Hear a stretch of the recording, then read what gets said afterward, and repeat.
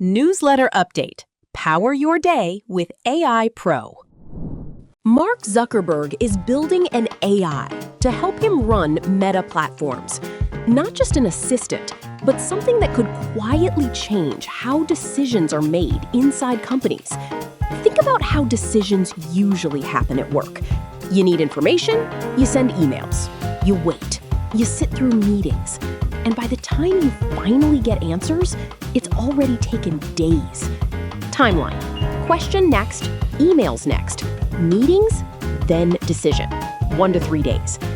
The real problem isn't people, it's how hard it is to access the right information. Now imagine this instead. You ask one question and instantly get the data, context, and even past decisions related to it.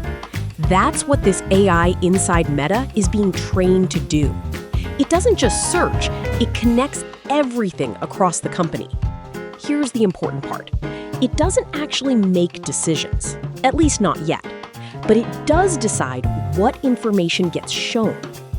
And that's a subtle but powerful shift. Because when you control the information, you influence the outcome.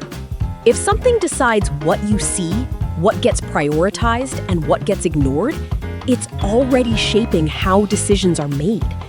And this isn't just a side project. Inside Meta platforms, teams are getting flatter. Managers handling more people, fewer layers in between. Information bottlenecks are being removed. Faster info flow arrows. And the investment behind this is massive. Meta plans to spend up to $135 billion on AI infrastructure. For a company making over $200 billion a year, this is a serious bet. Because the real power isn't making decisions, it's deciding what information reaches them. So the question is, would you trust AI to filter your decisions? Once AI controls the inputs, it doesn't need to control the outcome. Level up with AI Pro. Subscribe now.